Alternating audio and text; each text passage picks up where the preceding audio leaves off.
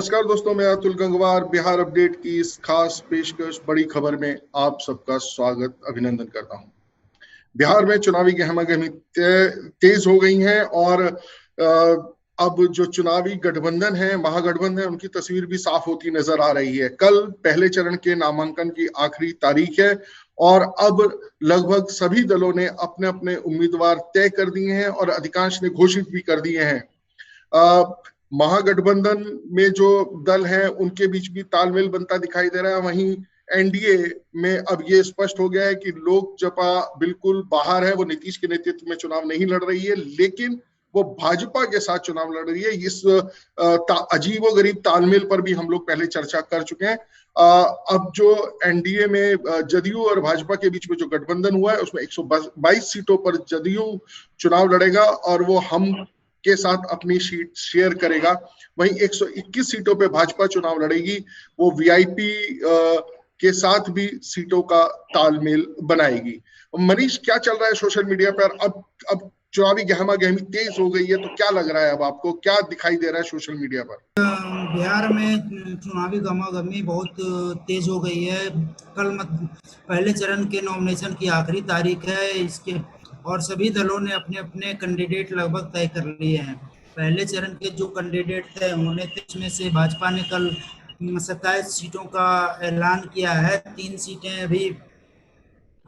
सीटों पर अभी ऐलान नहीं हो पाया है, कारण कुछ भी रहा हो। उसमें से एक बक्सर की हॉट सीट है, जहां से पूर्व डीजीपी गुप्तेश्वर पांडे की जदयू से चुनाव लड़ने की चर्चा थी, पर बक्सर की सीट भाजपा को मिली है। तब देखते हैं उस पर क्या होती है।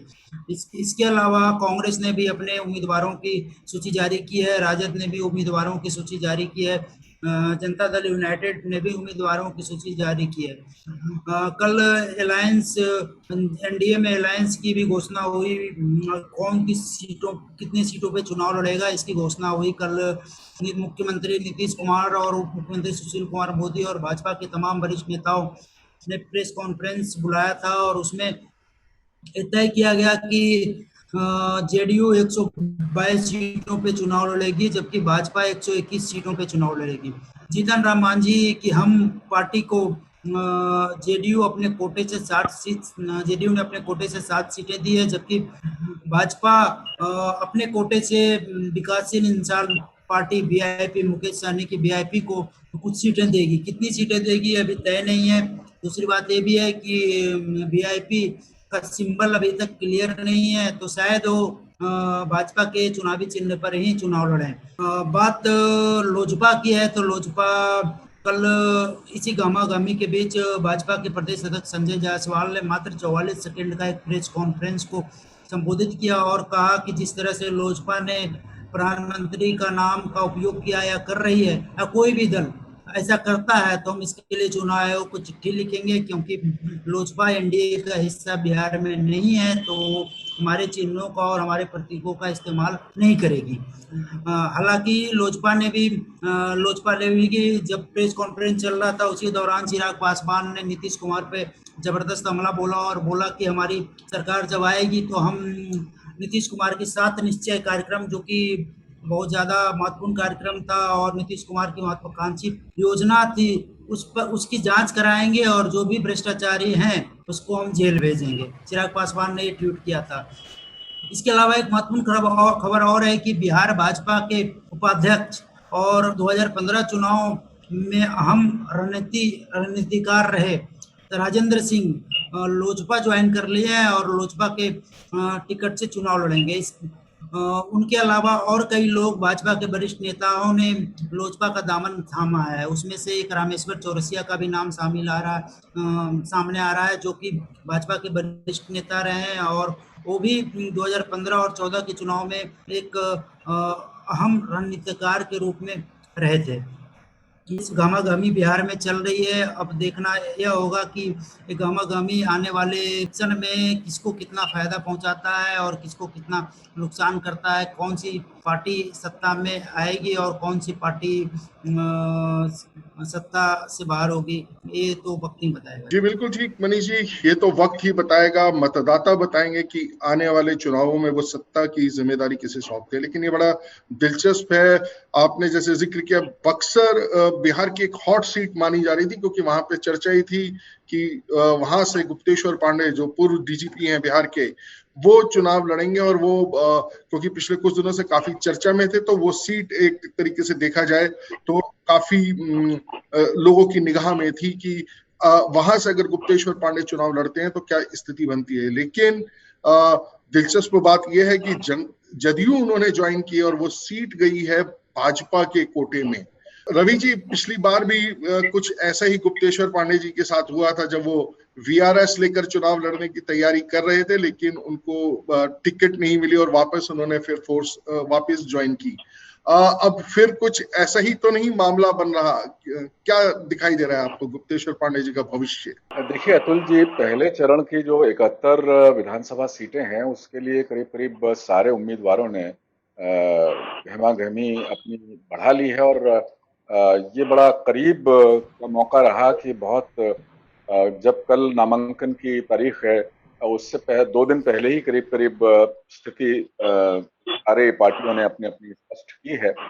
अब बीजेपी ने 30 सीटें बीजेपी के हिस्से में पहले चरण में आ रही हैं, जिसमें से 27 पर उम्मीदवार घोषित कर दिए हैं।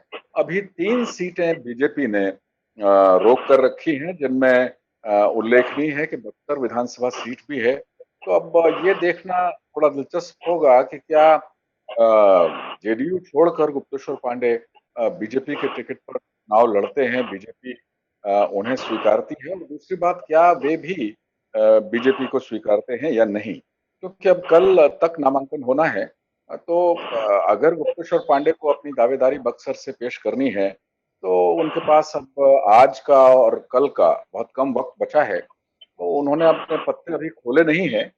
उनको बक्सर के नाम एक संदेश भी देना था, वो भी अभी रुका हुआ है।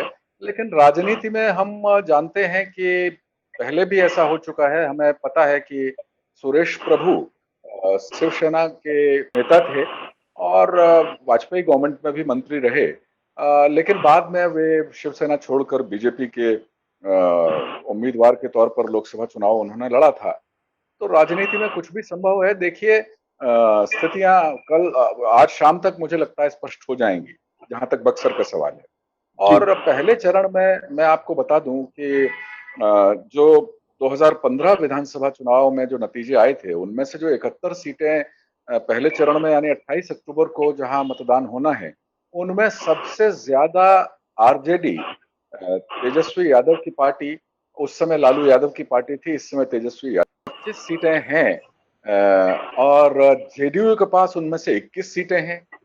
भारतीय जनता पार्टी का सवाल है तो 14 सीटें भारतीय जनता पार्टी के पास मौजूदा विधानसभा में इन 71 सीटों में से है, और कांग्रेस के पास 8 सीटें हैं। तो जाहिर है कि इस करीब अगर हम 25 और 21 को बराबर बराबर मान लें तो जनता दल यूनाइटेड और आरजेडी करीब करीब बराबर सा स्कोर 2015 में किए हुए थे।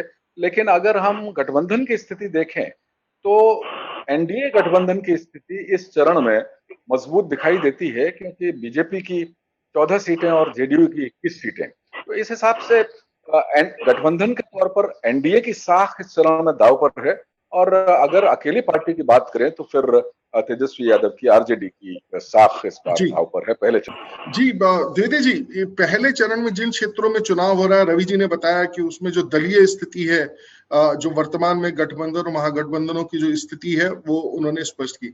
आपको क्या लगता है कि जो पहले चरण में जिन क्षेत्रों में चुनाव हो रहा है, वहां पर किस प्रकार के मुद्दे हावी रहने वाले हैं? देखिए, जो भी चुनाव हो रहे, जो विधानसभा का चुनाव है, विधानसभा का चुनाव हमने हमेशा देखा कि लोकल मुद्दे हैं, जैसे बिजली है, सड़क है, पानी है, कानून व्यवस्था है, इन सब के मुद्दों पर आधारित होता किसी भी प्रदेश का विधानसभा चुनाव हो, उसके महत्वपूर्ण मुद्दे यही होते हैं। बाकी बिहार है थोड़ा सा अलग है,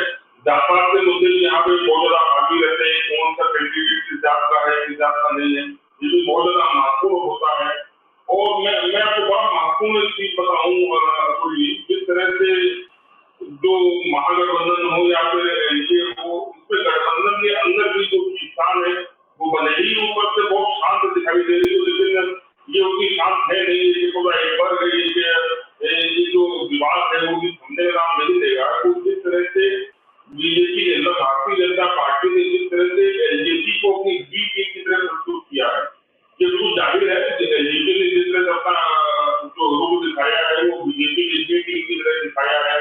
और जिस तरह से बीजेपी ने अपनी सीटों के ऊपर अपनी दावेदारी जताई है और शायद नीतीश रूप से कहीं बैकफुट पे रहे हैं, सीटों की दावेदारी शायद बीजेपी से नहीं जीत पाए। यही कारण है, आप जिस सीट की बात कर रहे थे मुकेश्वर पांडे जी की सीट की, बक्सर सदर गली सीट की, उसको ये माना जा रहा था कि जेडीयू अपने खाते में ले लेगी, लेकिन अंत आते आते वो जेडीयू सीट को अपने खाते में नहीं ले पाई। तो माना जाता है कि इसमें भी एक बीजेपी का आपर है और बीजेपी और जेडीयू में सब कुछ शायद इतना शांत नहीं है जितना दिखाई दे रहा है। और बीजेपी ने क्योंकि लोक जनशक्ति पार्टी को बी टीम की तरह उतारा है, तो कई सारे बीजेपी के नेताओं ने हाल ही में, मैं आपको बड़ा महत्वपूर्ण बताऊं, बीजेपी के कई नेताओं ने एलजेपी ज्वाइन की है, जो कि चुनाव लड़ेंगे लोक जनशक्ति पार्टी के टिकट की तरफ से। ये बड़ा महत्वपूर्ण है कि बीजेपी के जो विदाउट कैंडिडेट है वो लोग लोक जनशक्ति पार्टी के चुनाव लड़ेंगे और ऐसी सीटों के चुनाव लड़ेंगे जहाँ पे जेडीयू कमजोर है। तो कल जो हम लोग ये डिस्कशन किया था इसके पहले वाले में कि हम लोग बीजेपी की रणनीति है, जो एसपी वाला वोट है नीतीश का, उसको किस तरह से बीजेपी अपने पाले में ले आए। तो एलजेपी पूरी तरह से उसके लिए तैयार है और बीजेपी ने उसको पूरा मौका दिया है। और चाहे कि चुनाव बाद का जो गठबंधन हो, कोई नया गठबंधन हो, चौंकाने वाला गठबंधन भी हो, बहुत कुछ अंदरों में छिपा हुआ है, देखते हैं कि आगे क्या होता है। जी जी जी जी रवि जी, द्विवेदी जी ने एक बड़ी महत्वपूर्ण बात की और इशारा किया कि जब आप सीटों की तालमेल की अगर बात कर रहे हैं, लोजपा जो है अब विरोध में चुनाव लड़ रही है और इन 71 सीटों में उस जदयू जितनी सीटों पर चुनाव लड़ेगी उसमें उसके उम्मीदवार तो खड़े होंगे ही। तो कहीं उसका फर्क, हालांकि आकलन जो हम लोगों ने पहले लगाया था कि वो जेडीयू के खिलाफ जो वोट है उसको कंपनसेट करने के लिए, उसको अपने में आत्मसात करने के लिए, लेकिन कहीं ये रणनीति उल्टी ना पड़ जाए। बिल्कुल अतुल जी, ये रणनीति उल्टी पड़ भी सकती है, क्योंकि लेकिन मैंने जैसा कि आपको बताया कि जो 71 सीटें पहले फेज के लिए 28 अक्टूबर को जिन पर वोट पड़ेंगे, वहां जो मौजूदा दलीय स्थिति है, वहां एलजेपी के पास मौजूदा विधानसभा में एक भी सीट नहीं है। और इसका मतलब यह होता है कि इन 71 सीटों में लोक जनशक्ति पार्टी का बहुत ज्यादा जनाधार नहीं है।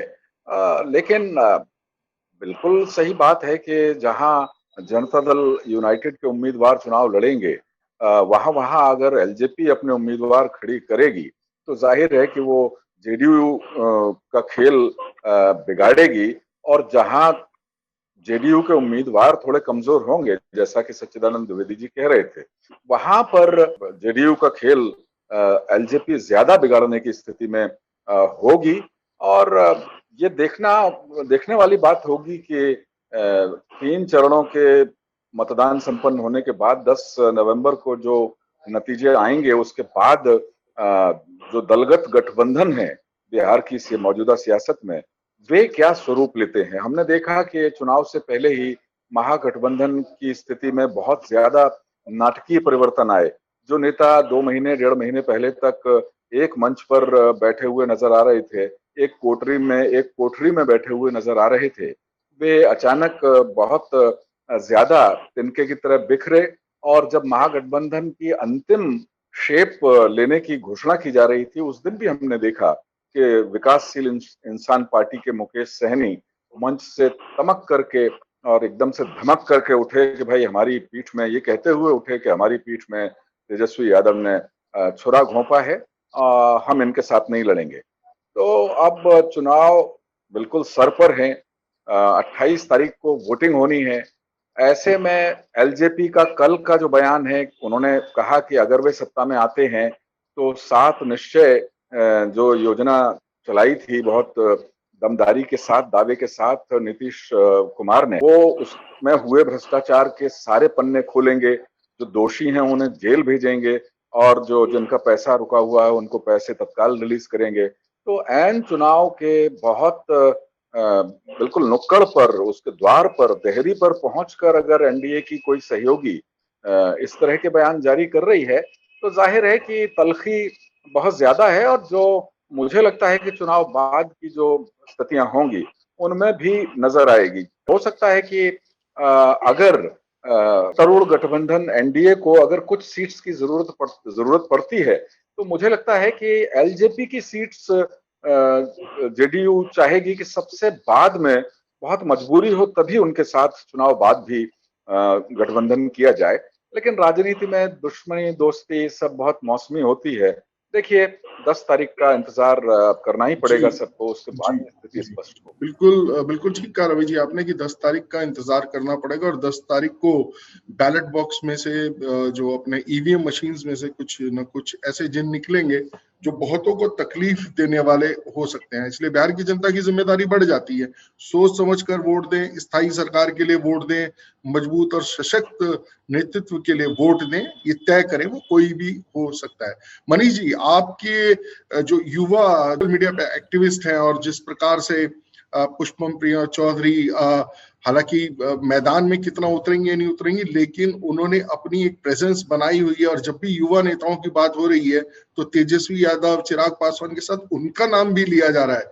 तो कुल मिलाकर युवाओं का जो क्या दृष्टिकोण बन रहा है अपने युवा नेताओं के प्रति और किस तरीके की सोच दिखाई दे रही है सोशल मीडिया पर? जी, पुष्पम प्रिया चौधरी की चर्चा आपने की, तो उन्होंने अपने कैंडिडेट लगभग सारे 71 कैंडिडेट घोषित कर दिए हैं। हर क्षेत्र से उन्होंने कैंडिडेट घोषित किए हैं। और एक बड़ी बात कि उन्होंने जो कैंडिडेट घोषित करने में जो कॉलम बनाया है उसमें उन्होंने जाति में उनका प्रोफेशन लिखा है और धर्म में बिहारी लिखा है।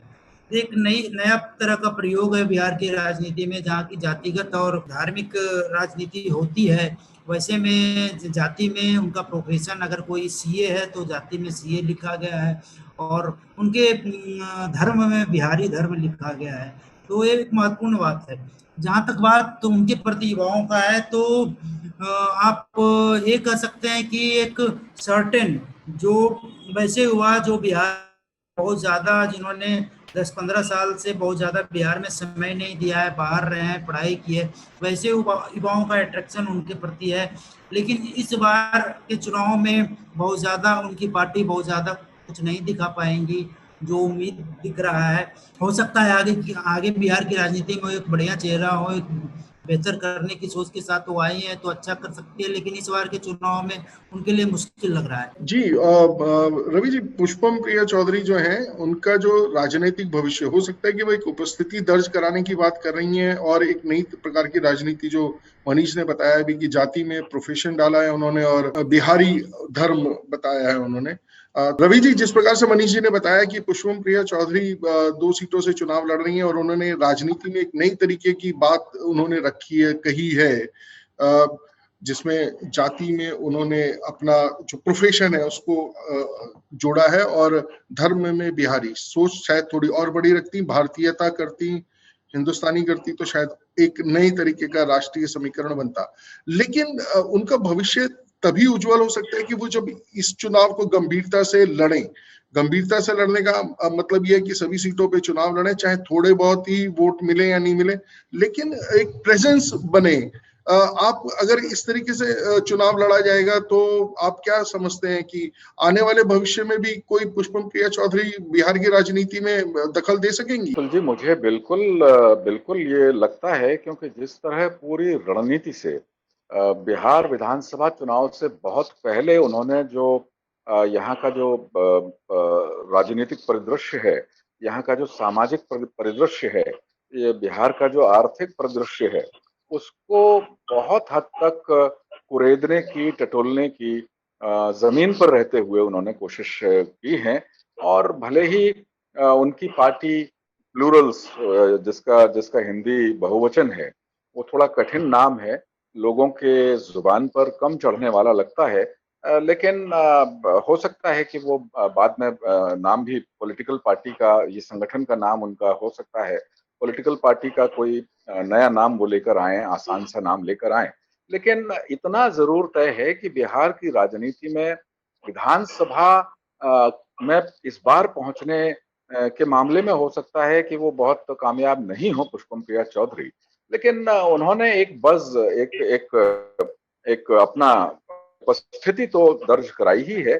और ये अच्छी सोच है जाति के नाम पर प्रोफेशन दर्ज करना, क्योंकि हम जानते हैं कि बिहार की सियासत आजादी के बाद से अभी तक ज्यादातर जाति पाति धर्म संप्रदाय के आधार पर हुआ करती है।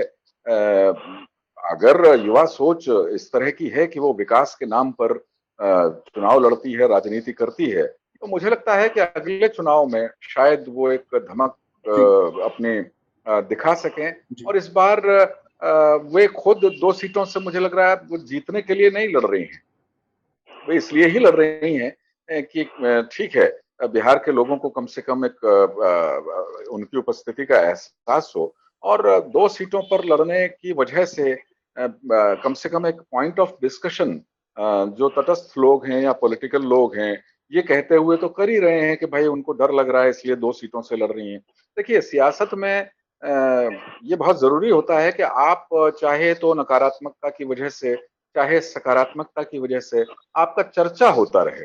तो कम से कम इस चर्चा में पुष्पम प्रिया चौधरी जाहिर है कि मौजूद हैं, भले ही पॉलिटिकल पार्टियां जो जेडीयू है, आरजेडी है या बीजेपी है या कांग्रेस है उन्हें अभी गंभीरता से नहीं ले रही हो, लेकिन बिहार की राजनीति के लिए निश्चित तौर पर एक ये सकारात्मक युवा संकेत है जिसको फलना फूलना चाहिए और ऐसे ही विचारों के साथ आना चाहिए। ये बात आपने अतुल जी बिल्कुल सही कही कि वो धर्म के नाम पर अगर बिहारी ना लिख करके भारतीय लिखती, हिंदुस्तानी लिखती, कुछ ऐसा लिखती तो शायद ज्यादा बड़ी सोच का संदेश देती। लेकिन ठीक है, पहले अपना मोहल्ला, पहले अपना जिला, पहले अपना प्रदेश सुधार लीजिए, उसके बाद देश के बारे में बात करिए, कोई बात नहीं, अच्छी बात है। ये मुझे एक व्यक्तिगत तौर पर ये सोच उनकी अच्छी लगी। जी द्विवेदी जी, एक छोटी सी टिप्पणी आपकी चाहिए। पुष्पम प्रिया चौधरी जिस प्रकार से बिहार की राजनीति में उन्होंने धमाका किया था, पोस्टर्स अपने उनके आए थे, अखबारों में बड़े बड़े विज्ञापन आए थे और उनको सीएम मटेरियल और सीएम का विकल्प बताया गया था और उन्हें कहा गया था कि ये सीएम हो सकती हैं, पढ़ी लिखी हैं, उनकी शिक्षा पर ज्यादा कंसंट्रेट किया गया था और एक नई युवा चेतना की बात हम जिसे कह सकते हैं वो था। लेकिन बिहार में पूरे दम से चुनाव न लड़के क्या उन्होंने वो मौका गवा नहीं दिया, वो अपॉर्चुनिटी गवा नहीं दी? वो कम से कम एक बेहतर विपक्ष की भूमिका में हो सकती थी। जो लोग तेजस्वी में विकल्प अपना नहीं ढूंढते हैं, जिनको और कांग्रेस में अपना विकल्प नहीं दिखाई देता है, वो कहीं ना कहीं उनकी पार्टी को समर्थन दे सकती थी अगर वो और गंभीरता से चुनाव लड़ती, अधिक सीटों पर चुनाव लड़ती। क्या ये मौका उन्होंने गवा नहीं दिया? दिलाना चाहूंगा। पहली बात तो जब भी चुनाव आता है तो क्या हमें देखना बड़ा जरूरी है कि पुष्पम प्रिया चौधरी जी वो चुनावी लीडर की तरह जो चुनाव में आए उसके बाद गायब हो जाएंगे, ये बड़ा महत्वपूर्ण प्रश्न है, या लंबा खेल खेलने आएंगे, ये देखना बड़ा जरूरी है। ये दोनों चीज देखनी बड़ी जरूरी है। क्या वो सिर्फ चुनाव के लिए बस क्रिएट करने आए हैं या चुनाव में बात भी सस्टेन करती है, भले वो हारे या जीते या जो भी वो जितने वोट भी मिले, ये दोनों चीज देखनी बड़ी महत्वपूर्ण है। आप जो बात कर रहे हैं मजबूत विपक्ष की, देखिए वो शुरुआत है। मैं हमेशा मानता हूँ युवा नेतृत्व को हमेशा आगे आना चाहिए, वो चाहे बिहार में तेजस्वी का हो या चिराग पासवान का हो या फिर यूपी में अखिलेश का हो, जो भी युवा नेता आगे आ रहे हैं उनको आगे आना चाहिए। दौर में पुष्पम प्रिया चौधरी है, उनको भी आगे आना चाहिए। बड़ी रीजन लोग राजनीति में आए, अच्छी बात है, लेकिन हाँ वो अभी हम उनको इतना मजबूत नहीं मान सकते। जैसा रवि जी ने कहा है शुरुआत है, इस शुरुआती दौर को उनको देखा जाए, पहला चुनाव उनका कितना मजबूती करती है और सबसे ज्यादा महत्वपूर्ण ये है क्या ये चुनाव के परिणाम उनको उत्साहित करते हैं या उत्साहित करते हैं, वो उसको किस तरह से देखती है, पॉजिटिव लेती है, नेगेटिव लेती है। हर भी बात की बात है, चुनाव में उसकी उपस्थिति दर्ज कराना, चुनाव में बात लगातार जनता के बीच में बने रहना, ये बहुत ज्यादा जरूरी है। हमको देखना है वो बरसाती लहर चालू होती है या लंबे दिन का घोड़ा चालू होती है। जी बिल्कुल। पुष्पम प्रिया चौधरी पर जो लोगों का भरोसा बनेगा या बिगड़ेगा, उसके लिए उन्हीं को बहुत मेहनत करनी पड़ेगी, क्योंकि बिहार ही नहीं, देश की जनता भी अक्सर नारों से, वादों से, बातों से ठगी जाती रही है।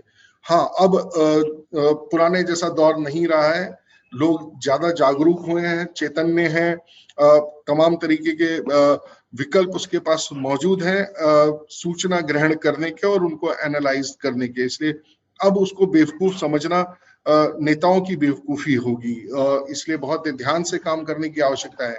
पहले चरण का चुनाव के लिए नामांकन की तिथि 8 तारीख है और उसके बाद बहुत तस्वीर क्लियर होगी। हम आपके लिए और दिलचस्प विश्लेषण लेकर आएंगे कि किस सीट से कौन कौन, इस जो 71 जो सीटें हैं, इनमें कौन कौन सी सीटें बहुत महत्वपूर्ण है, कौन कौन से महत्वपूर्ण नेता चुनाव लड़ रहे हैं। हम इन पर भी आपसे चर्चा करेंगे, आपके बीच में वो चर्चा लेकर आएंगे। हमारी आज की चर्चा से जुड़े रहने के लिए रवि जी आपका धन्यवाद। धन्यवाद। SN द्विवेदी जी आपका भी धन्यवाद। मनीष वत्स जी आपका भी धन्यवाद। आप लोग भी हमारे साथ इस चर्चा में जुड़े, आप सबका भी धन्यवाद। और बिहार चुनाव को लेकर अगर आपके मन में भी कोई सवाल है या कोई बात है कहने के लिए या कोई मुद्दा है बताने के लिए, तो आप हमें लिख कर भेज सकते हैं biharupdate@gmail.com पर। हमारे मोबाइल ऐप जो कि गूगल प्ले स्टोर पर उपलब्ध है बिहार अपडेट का, वहां से भी आप हमसे जुड़ सकते हैं और हमें अपनी बात कह सकते हैं। पहले चरण के चुनाव का जो नेताओं का नामांकन है वो कल खत्म हो जाएगा, लेकिन उसके बाद दूसरे और तीसरे चरण के नेताओं का भी अभी जो घोषणा होनी है, जो चुनाव में उम्मीदवार रहेंगे। तो आप हमारा जो माई कैंडिडेट माई चॉइस जो हमारा लिंक है उसके ऊपर क्लिक करें biharupdate.com के पोर्टल पर जाकर और अपनी पसंद के उम्मीदवार को मोहर लगाएं। हो सकता है कि आपकी पसंद जो राजनीतिक दल है उनको पसंद आए और वो आपकी पसंद के उम्मीदवार को आपके क्षेत्र का उम्मीदवार बनाए। ध्यान रहे, एक सही उम्मीदवार ही आपके क्षेत्र का विकास कर सकता है, आपके राज्य का विकास कर सकता है। तो ये मौका मत चूकिए और माई कैंडिडेट माई चॉइस पे जाकर अपनी पसंद के उम्मीदवार की उपस्थिति दर्ज कराइए। आज के लिए बस इतना ही। धन्यवाद।